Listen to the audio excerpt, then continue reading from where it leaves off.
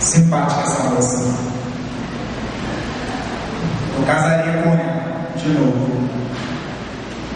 Bom dia, amados irmãos. Hoje é um dia especial, porque é mais um dia do qual o Senhor lhe deu a oportunidade para estar aqui na casa dele. Amém? Eu gostaria que o irmão já passasse rapidamente aí, a gente não perder muito tempo. Feche seus olhos nesse momento, vamos orar ao Senhor. Deus querido, louvado seja o teu santo nome, Pai. Deus, nós te agradecemos pela tua presença em nossas vidas, Senhor.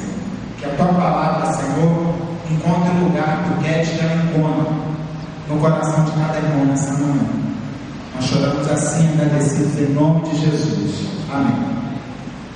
Irmãos, o que realmente importa na vida de cada pessoa. Pode passar mais uma vez aí, por favor. O que não volta. Passa aí, acho que estou louco. Tá, volta mais um pouquinho então, deixa no texto aí. No texto, por favor. O que realmente importa. Hoje, dia 12 de janeiro de 2014, é um dia no qual a gente pode aproveitar para dar importância àquilo que realmente é importante. Eu gostaria que os irmãos acompanhassem aqui a palavra do Senhor se encontra no Evangelho segundo Lucas, capítulo 12, versículos 13 a 21. Diz assim a palavra do Senhor: E disse-lhe um da multidão: Mestre, dize a meu irmão que reparta comigo a herança. Mas ele disse: Homem, quem me pôs a mim por juiz ou repartidor entre vós? E disse-lhes: Acautelai-vos e guardai-vos da vossa avareza, porque a vida e qualquer não consiste na abundância do que possui. E propôs-lhe uma parábola dizendo: A idade de um homem rico vinha produzindo com abundância, e arrazoava ele entre si, dizendo: Que farei? Não tenho onde recolher os meus frutos. E disse: Farei isto: derrubarei os meus celeiros e edificarei outros maiores, e ali recolherei todas as minhas novidades e os meus bens. E direi à minha alma: Alma, tens em depósito muitos bens para muitos anos. Descansa, come, bebe e folga. O mais Deus lhe disse: Louco, esta noite te pedirão a tua alma, e o que tens preparado para quem será? Assim é aquele que para si ajunta tesouros e não é rico para com Deus. Muito bem, irmãos, essa é a palavra do Senhor que nos diz muitas coisas das quais nós precisamos refletir continuamente. Pode passar. 12 de janeiro de 2014, um dia para reflexão. Pode passar mais um, por favor. Onde estiver no vosso tesouro, aí estará também o vosso coração. Essa palavra se encontra lá no Evangelho de Mateus 6, 21. Pode passar mais um. Muito bem. Irmãos, o que realmente importa para a vida de cada um de nós? A gente virou o ano, tivemos uma cerimônia aqui, onde nós nos congraçamos, onde nós nos abraçamos, ficamos alegres uns com os outros, mostramos a nossa amizade, nosso carinho para com os outros, mas toda virada de ano representa um momento, uma oportunidade que cada um de nós tem para fazer uma reflexão sobre as nossas vidas. Eu não sei quantos irmãos aqui fizeram isso, pararam para refletir, pararam para fazer um balanço. Se você não fez, eu quero lhe convidar e lhe desafiar nesse dia, o dia 12 de janeiro de 2014, é o seu dia de balanço. É o dia para você fazer uma reflexão sobre o que tem sido a sua vida, sobre o que você tem dado importância na sua vida. Eu quero começar falando para os irmãos que a nossa vida pós-moderna é uma vida agitada. A gente faz tanta coisa ao mesmo tempo, a gente tem que exercer tantos personagens. Somos pais, somos filhos, somos maridos, somos estudantes, somos tanta coisa. E a gente vai seguindo uma correria sem parar para refletir sobre as coisas. Eu quero dizer para você que muitas das bênçãos de Deus para a sua vida, você já tem. Você já recebeu muitas coisas das quais você não para pensar sobre a importância que essas coisas têm. E muitas coisas na vida são assim, a gente só percebe a importância delas quando a perdemos. A primeira coisa que eu quero falar é a família. Aquela primeira inferior esquerdo representa a família. Quantos aqui têm uma família e talvez algumas pessoas já não tenham uma família, já não tenham entes queridos? Alguns talvez não os tenham próximos de si. Eu conheço alguns jovens aqui que são de outro estado, estão aqui para estudar, estão aqui batalhando pela sua vida, estão aqui no esforço de prosperidade, de ser uma pessoa digna na trajetória da sua vida, mas se afastaram dos seus parentes nesse esforço. E como chega uma hora como essa, um novo que passou, por exemplo, é muito difícil você não ter um ente querido familiar para você abraçar, para você estar próximo. Algumas pessoas aqui no ano passado perderam seus esposos, mãe, enfim, perderam algum familiar. Como é triste, como é duro a gente se afastar dos nossos entes queridos. Por mais que saibamos que eles têm um lugar na glória, o homem não é preparado, nunca vai ser, para essa separação. Eu quero dizer para você, meu amado, nessa manhã, que você devia dar um pouco mais de importância para a sua família. Para refletir um pouquinho sobre o tempo que você tem dispensado para as pessoas que você ama. Há quanto tempo você não dá um abraço em quem você ama, em alguém da sua família? Há quanto tempo você não dá honra lá para sua mãe, para o seu pai? Quanto tempo você que é pai ou mãe tem dispensado em passar com seus filhos?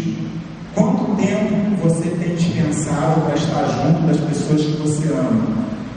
Ora, isso parece uma coisa tão banal, tão corriqueira no dia a dia. Nós temos um cacoete de não valorizarmos aquilo que nós já temos, aquilo que já conquistamos. Mas eu quero dizer para você que o tempo passa e um dia a separação vai acontecer. E aí talvez você pare para refletir sobre a importância que cada familiar seu teve na sua vida. Então, eu quero proclamar você nessa manhã a olhar para a sua família e ver a real importância da sua mãe, do seu pai, de todos os seus parentes, seu marido, sua esposa tem para você. Hoje é um dia para você refletir sobre isso, para você chegar depois na sua casa e orar pela sua família, e orar pelos seus queridos. Hoje é um dia para você pensar: eu tenho uma família, e eu sou abençoadíssimo por eu ter uma família. Existem pessoas que não a têm, e gostariam, e choram porque não a têm. Comece a valorizar aquilo que Deus já tem te dado. A gente pede, Deus vai nos abençoando, nós vamos conquistando, mas não valorizamos aquilo que Deus já nos deu. Esse é um ano para você parar para refletir sobre o seu posicionamento como cristão. Eu digo para você, hoje na EBD pela manhã, o nosso professor Diácono Davi estava falando um pouco sobre a oração. A gente lembrou de uma passagem onde Jesus subiu o monte da transfiguração, e com ele subiram 3 apóstolos, 3 discípulos, Pedro, Tiago e João. Quando eles desceram daquele monte, lá estavam os outros apóstolos se esforçando para expulsar o demônio de uma pessoa e não conseguiam. E a resposta de Jesus para aquele problema foi: essa caixa de demônios só sai com jejum e oração. O quanto você orou no ano que passou? Quantas coisas você queria que acontecessem e não aconteceram? Quantas coisas você achou que seriam importantes para a sua vida? Quantos projetos, quantas coisas a adquirir, um projeto de casamento, um emprego, eu não sei. E não aconteceu. Aí eu quero perguntar: o quanto você orou? O quanto você orou pelos seus projetos? O quanto você orou para que Deus te abençoasse nos seus projetos?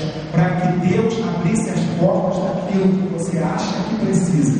Nem sempre o que achamos que precisamos realmente é o que precisamos. Deus sabe mais do que a gente sobre isso. Mas o quanto você orou ao longo de 2013? Eu quero, mais uma vez, desafiar você a fazer diferente.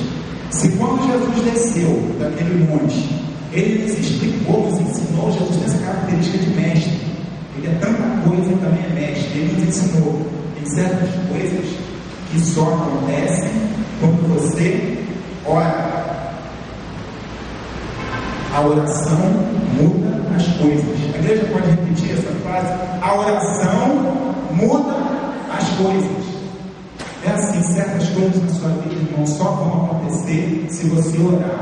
Então, antes de você ficar se lamentando, ficar remoendo, ficar maldizendo, colocando a culpa em terceiros, de ficar murmurando até contra Deus, por que eu não fui abençoado? Olha para você, aquele velho homem no espelho, e pergunta: você orou o quanto devia? Ainda hoje, na escola bíblica dominical, estávamos falando de madrugadas de oração. Jesus tinha esse hábito de se recolher e orar. Eu vou pedir emprestado aqui as palavras do irmão Davi, porque a época de hoje foi maravilhosa. Ele falou que tem uma sequência: você precisa se reservar, você precisa orar. Eu não estou lembrando agora no instante, mas orar, ou reservar.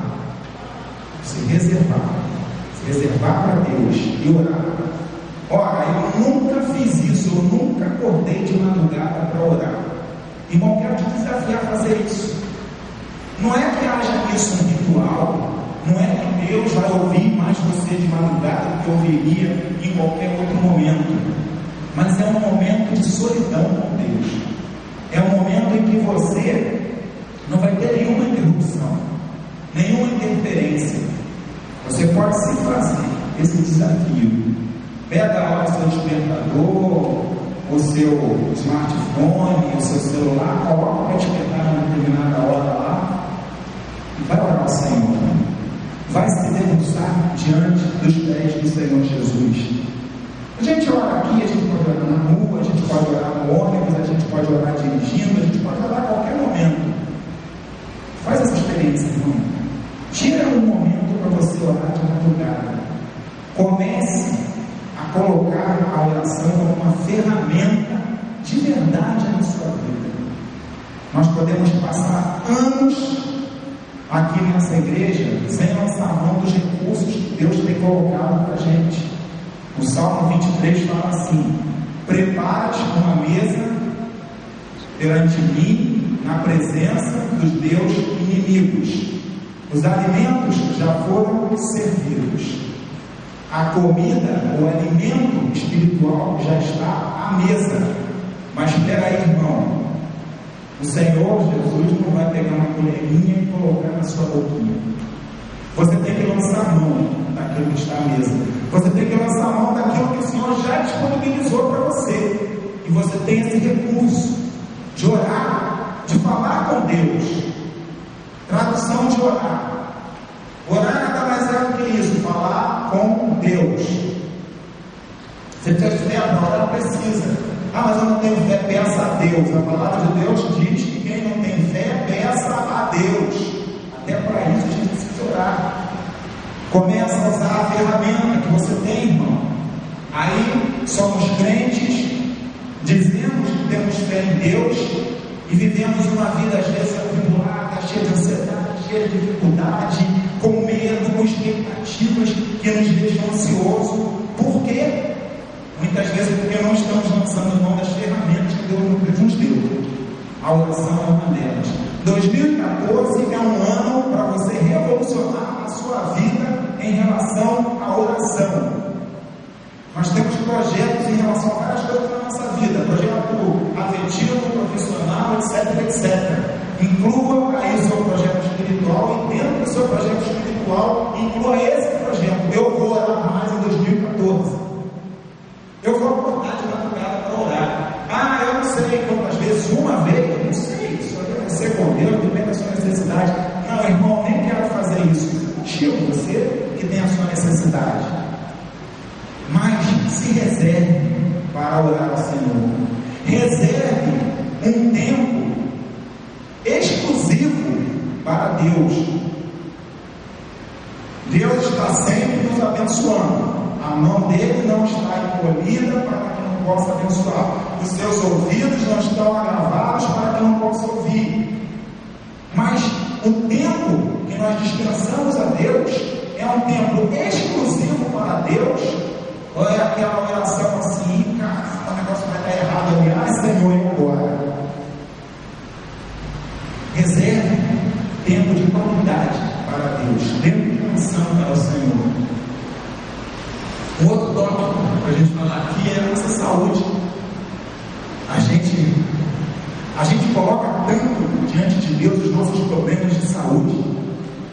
A gente leva tanto ao Senhor problemas que são relativos ao nosso corpo. Mas aí a gente tem que se perguntar também o quanto estamos cuidando dele. Por quê? Que tipo de relação é essa? Você vai lá, estraga tudo, depois vai lá pedir a Deus: Senhor, tem misericórdia, Tu és o Jeová Rafa, o Deus que cura, e etc e tal. Então, cuida do teu corpo. Comece a cuidar do teu corpo. Quando vier a enfermidade, peça a Deus. Ele pode fazer mais do que qualquer médico, mas também os médicos estão a serviço do Senhor. Mas você tem que fazer a sua parte, meu amado.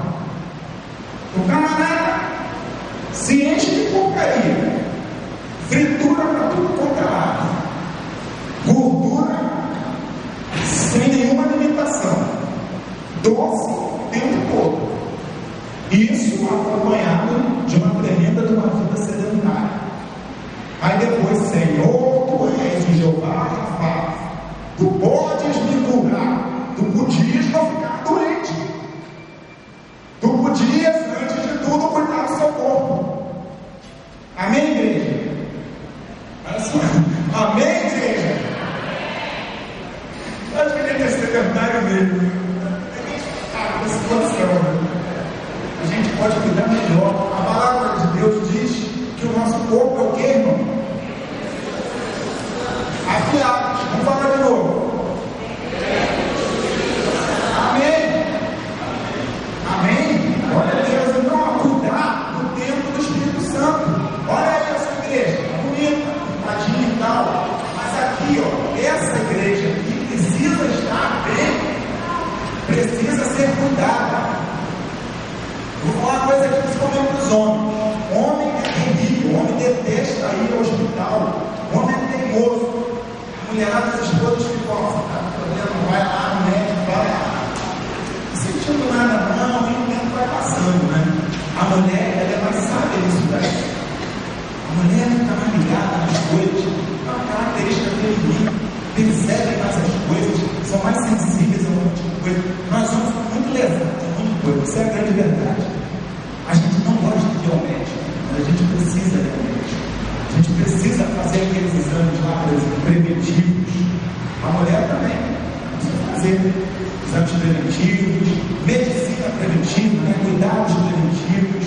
Mas a gente não faz nada disso. A nossa rotina é isso aí: comer porcaria e não fazer exercício, não cuidar do corpo. Tem mais coisa para somar aí. A pessoa dorme tarde pra caramba.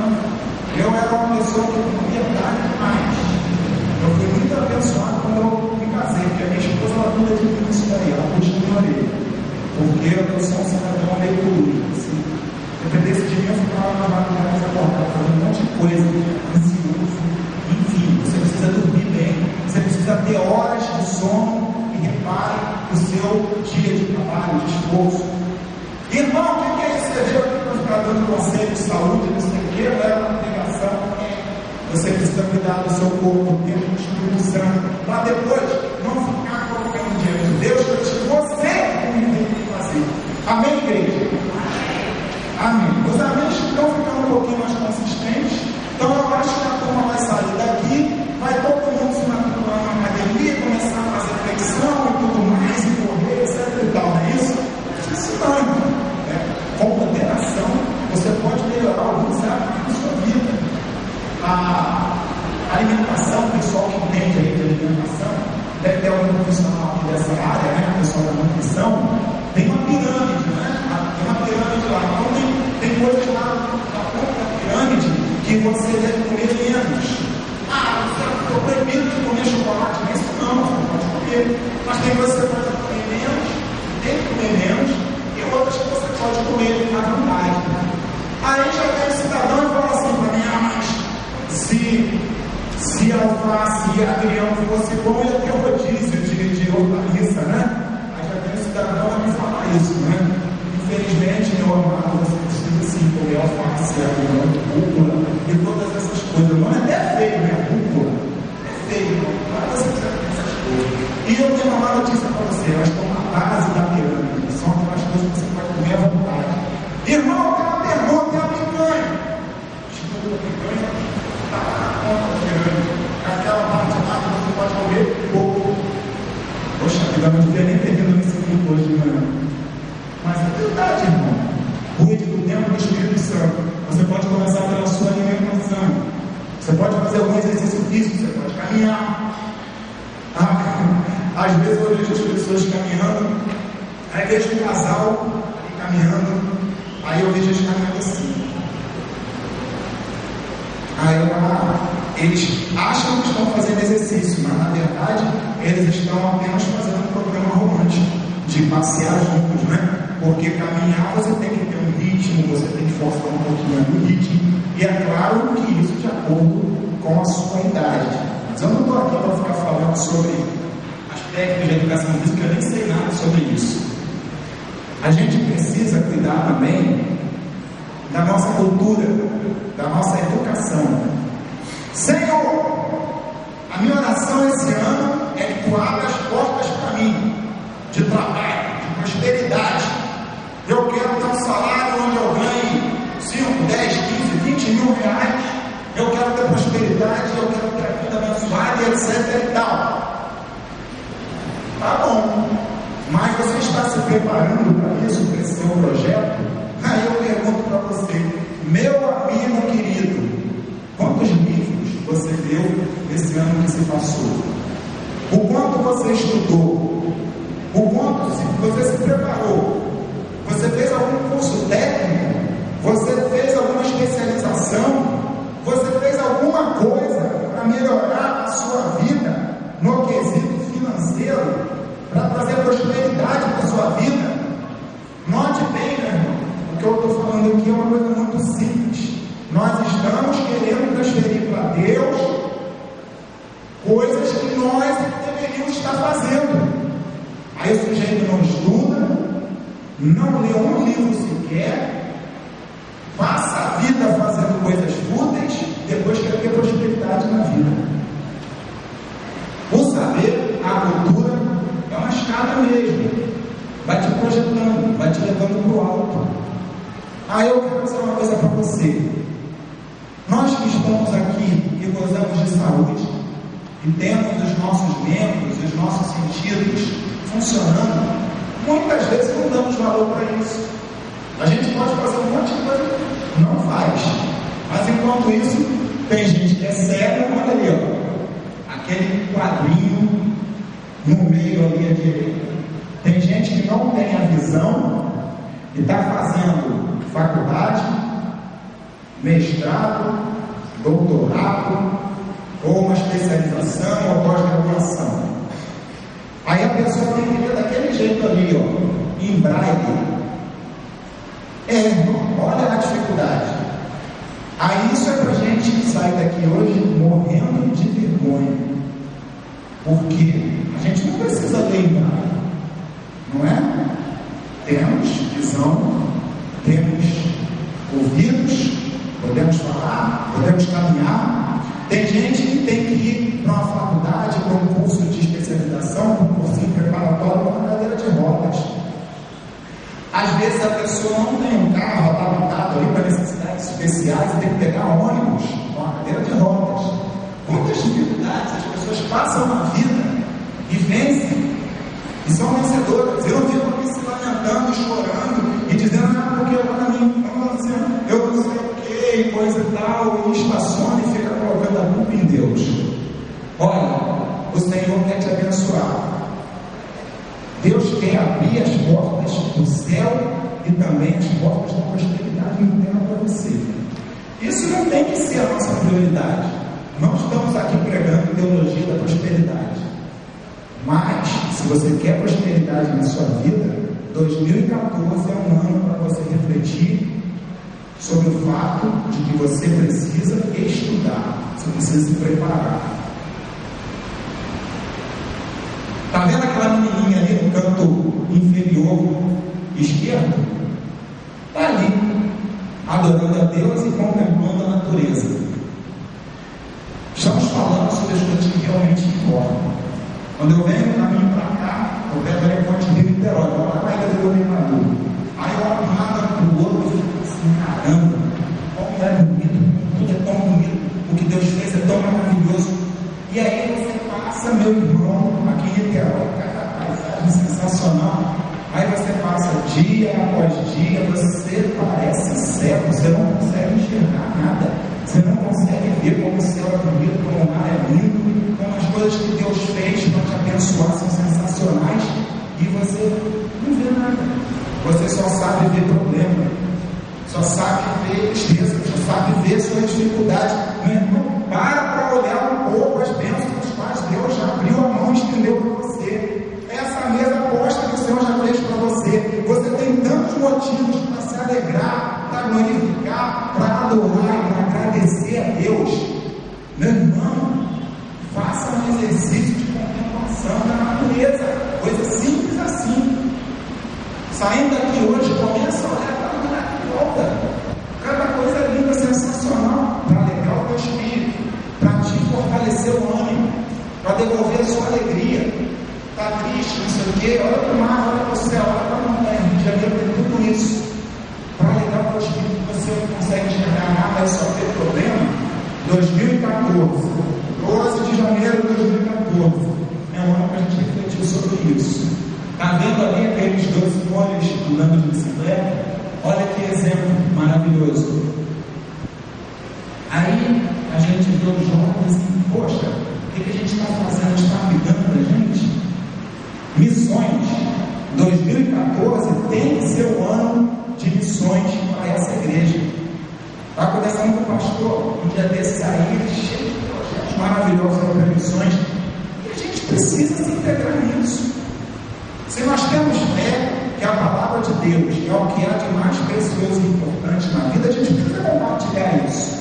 Eu não tenho noção de básica, mas eu posso colaborar aqui orando, eu posso colaborar mandando algum recurso, eu posso me envolver e eu posso sentir o que os irmãos estão sentindo quando estão lá.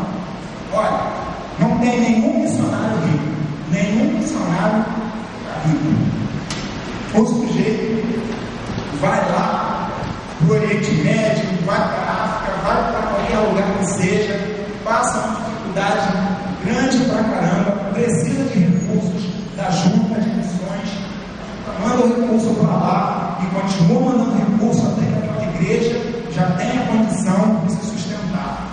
Quando isso acontece, não precisa mandar recurso. Não existe essa situação de que está mandando recurso, está mandando recurso, está mandando recurso, a igreja já cresceu, agora o pastor vai ficar rico. Não existe isso. A denominação batista não trabalha assim. Irmãos, nós precisamos nos envolver nesse projeto de ganhar almas pelo mundo inteiro, seja no Brasil, missões nacionais, seja no exterior, missões mundiais, seja na nossa cidade, missões urbanas. Quantos projetos missionários existem aqui na nossa cidade? Pastor Marco Aurélio vai lá numa comunidade, pastor Carlos vai para outra comunidade, e são projetos de missões urbanas. A gente pode se envolver nisso de uma forma ou de outra, eles precisam da nossa ajuda.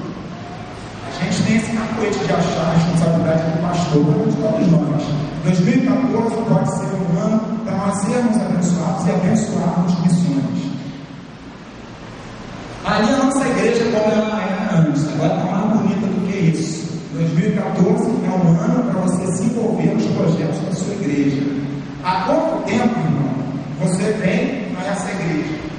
Há quanto tempo você é membro dessa igreja? Eu queria pedir alguém, podia ligar esses ventiladores daqui? Bom, podia ligar esses ventiladores, por favor? Há quanto tempo você é membro dessa igreja? Há quanto tempo você vem aqui?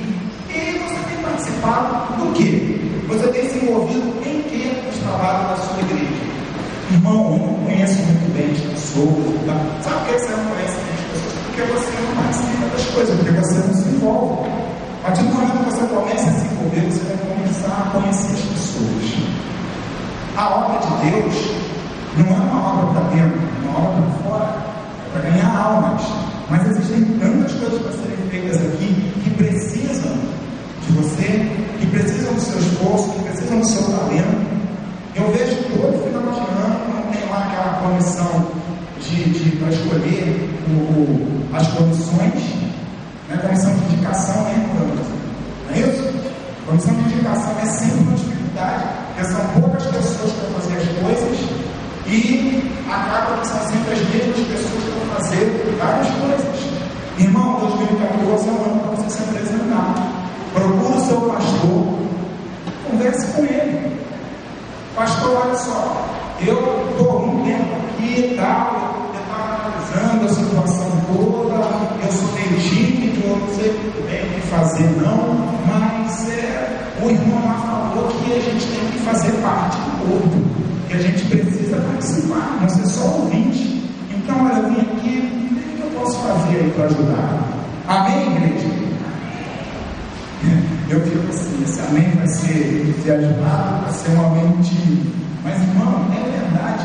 Como que eu posso fazer parte do povo se eu não participar dos trabalhos do povo? Amém? Pode passar aí, por favor. A gente tem caminhos diferentes para escolher em relação aos nossos projetos de vida e em relação a ver o que realmente importa na nossa vida. Aquele sujeito lá em cima, no canto superior esquerdo, trocou a esposa dele por um notebook na hora de dormir. Algo familiar. Algo familiar. Tem muita gente que está trocando relações pessoais, relações físicas, por relações virtuais. Hoje em dia a gente está vendo os absurdos que a gente para para pensar. O sujeito está sentado na mesa com outra pessoa e está mandando no meio, está conversando na rede social, às vezes até com aquela mesma pessoa. Aquele quadrinho ali mostra um monte de situações assim. Duas pessoas ali no encontro, aí o sujeito está atendendo o smartphone. O outro insano atendeu o smartphone na hora do casamento. O outro de madrugada na cama. O outro quis atender o telefone enquanto ele estava carregando uma tomada. Dizem que pode explodir quando a pessoa está atendendo. O outro, educado, que só atende o telefone na hora da sessão de cinema. Engraçado que não tem nem aviso dizendo para desligar o celular, né, quando você está ao cinema. Não tem aviso, né? Não falam isso, né? Não tem nenhum aviso sobre isso, né? Pois é, esse cidadão atende o telefone. Aí você pensa, você não parou por aí, né? Não. Tem sujeito que atende o telefone quando está dirigindo. Eu já fiz isso, sou réu desse pecado, estou tentando corrigir. Mas parou por aí, gente, tem gente que atende o telefone dirigindo moto. Parou por aí, tem gente que manda mensagem dirigindo moto.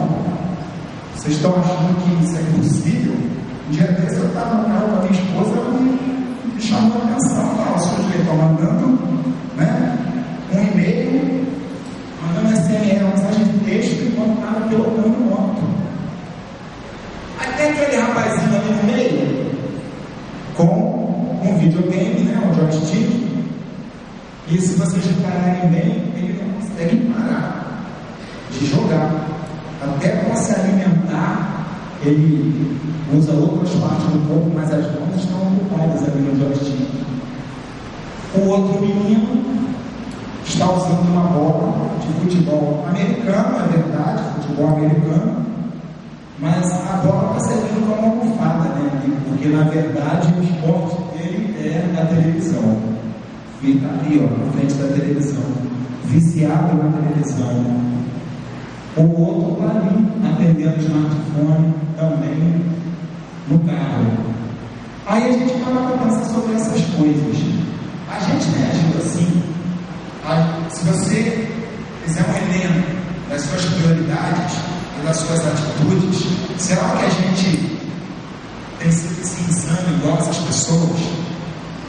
A gente aqui na igreja tem também celular, smartphone, etc e tal, e é bênção, porque a gente pode colocar o aplicativo da Bíblia no smartphone, e é muito bom isso daí, é um recurso maravilhoso.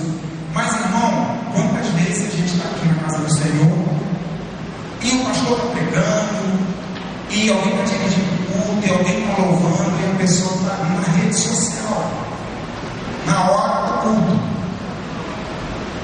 Não estou querendo julgar ninguém, não.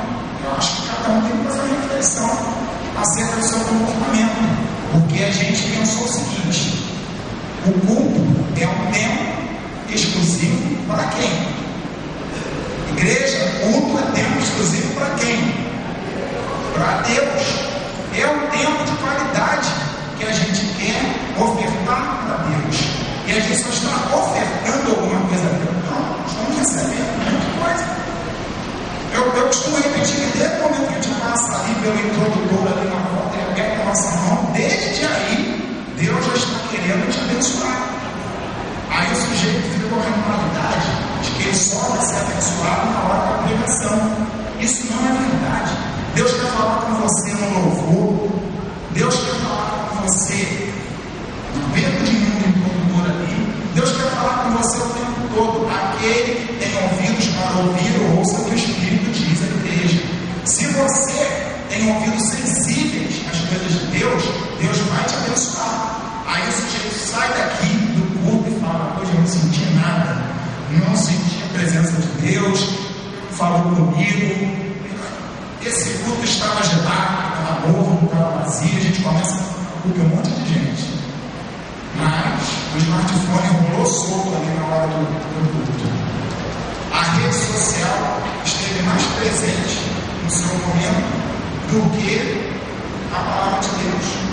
Cadê o tempo exclusivo para Deus? Se eu estou aqui querendo nos desafiar a oferecer tempos exclusivos para Deus, ou de madrugada, a gente não consegue oferecer um tempo de qualidade para Deus nem na igreja. Nem na igreja. Aqui a rede social, aqui enviando mensagem de texto. Que qualidade de culto é essa que você está oferecendo para Deus? Vai refletir sobre a sua vida. Eu repito sobre a minha. Somos todos réus, cada um em pontos diferentes. Ali, ó, comida gordurosa. Aí vem alguns aspectos do trabalho, por exemplo. Tem gente que está viciada em trabalho, está preso nas coisas do trabalho. Aquele padrinho do banho ali, para quem não conseguiu entender, o sujeito transformou o banheiro dele no escritório. Ele não consegue ir ao banheiro sem pensar em trabalho. E a pessoa está presa e viciada naquilo ali, ela não consegue se libertar daquilo. Coloque mais Deus na sua vida, coloque o tempo de qualidade para Deus na sua vida. E essezinho aqui, ó, hoje é dia de falar mal do louvor. Amanhã falamos da igreja e depois do pastor. Ano passado, se cada um fizer uma avaliação de si mesmo, será que cada um de nós, em algum momento, vai poder se incluir naquela situação ali? Provavelmente todos nós. Mas eu acho que em algum momento a gente tem que parar para refletir sobre essas coisas. Pedir perdão a Deus, pedir perdão ao irmão. Se viu alguma coisa que não está legal, procura a pessoa e ora e coloca diante de Deus. O que realmente importa para a gente nessa vida? Quantas coisas nós estamos fazendo? A quantas coisas nós estamos dando prioridade? E essas coisas não são assim tão importantes. Pode passar.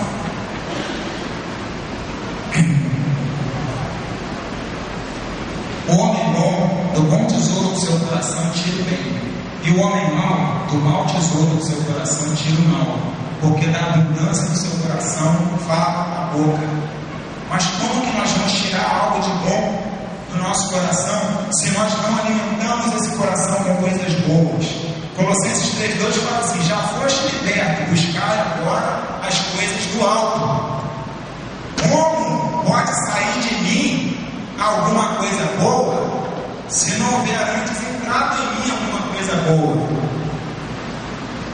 A palavra de Deus fala assim: não vos conformeis com esse mundo, mas transformai-vos pela renovação do vosso entendimento, para que experimenteis qual seja a boa, agradável e perfeita que é o vosso culto racional. Isso significa trocar a sua mente arrogante, prepotente, que acha que sabe tudo, que acha que é poderosa, que acha que sabe mais que o outro, que acha que tem menos defeitos do que o outro.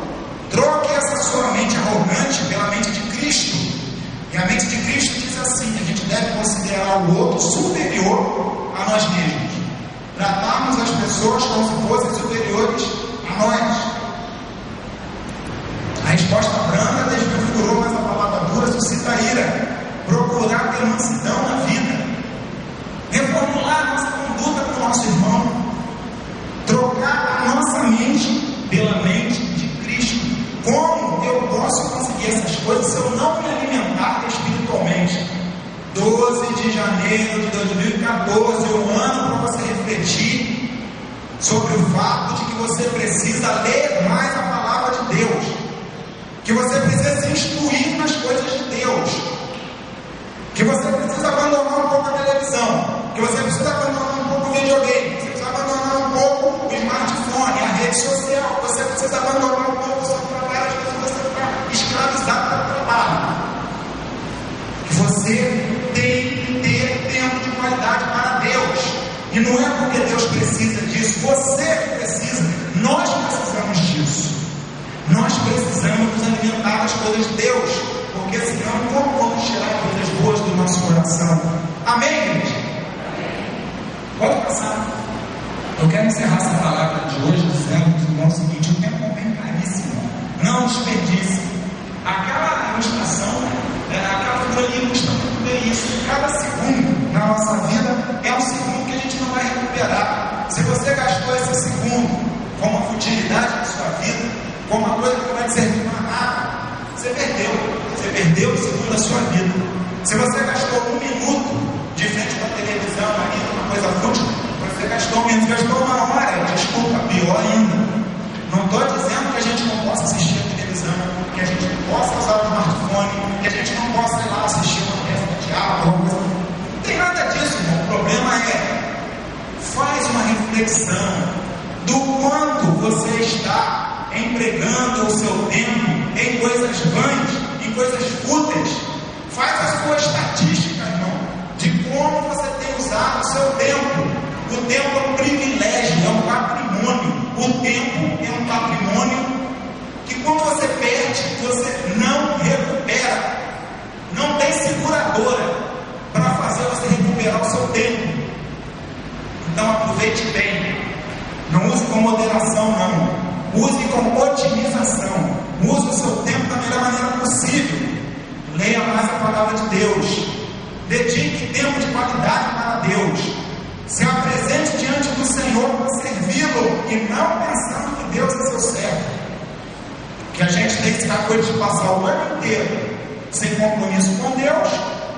Aí depois tem que cobrar de Deus por que não foi abençoado. Irmão, Deus não é teu mordomo. Deus não é teu empregado, Deus não é teu servo. Apresente-se diante de Deus para servi-lo. E eu digo uma coisa para você: você tem algum talento, você tem algum dom. Eu sei porque Deus o dá liberalmente.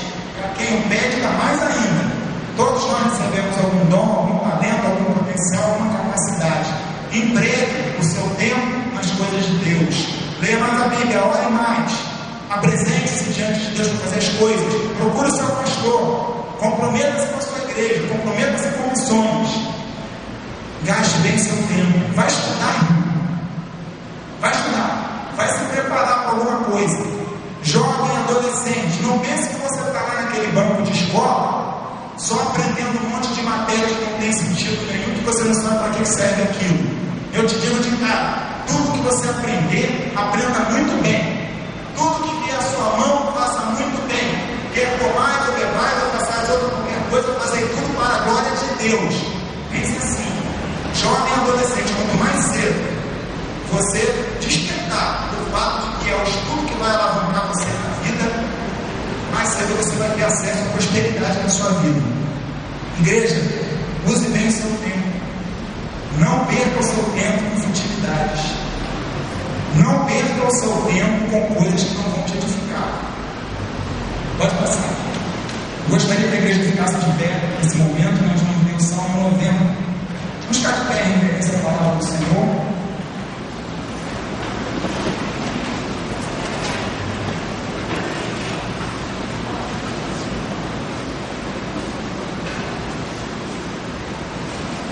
Está um pouquinho deslocado ali o texto. Eu não sei se tem como trazer um pouco para a direita. Aí, olha, velho.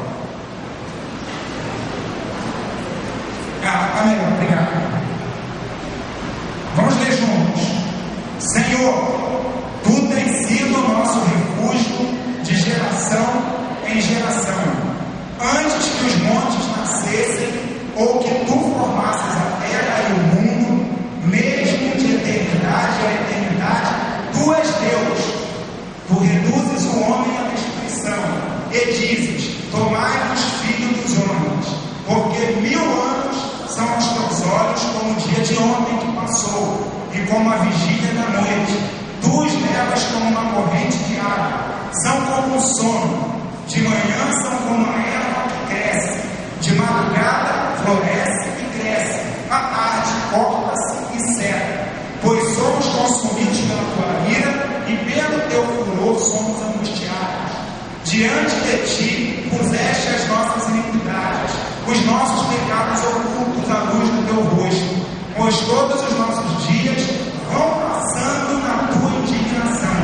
Passamos os nossos anos como um conto que se conta. Os dias da nossa vida chegam a 70 anos, e se alguns, pela sua robustez, chegam a 80 anos, o orgulho deles é canseira e enfado, pois cedo se corta e vamos voando. Quem conhece o poder da tua ira? Segundo és tremendo, assim é o teu furor. Ensina-nos a contar os nossos dias de tal maneira que alcancemos corações sábios. Volta-te para nós, Senhor. Até quando?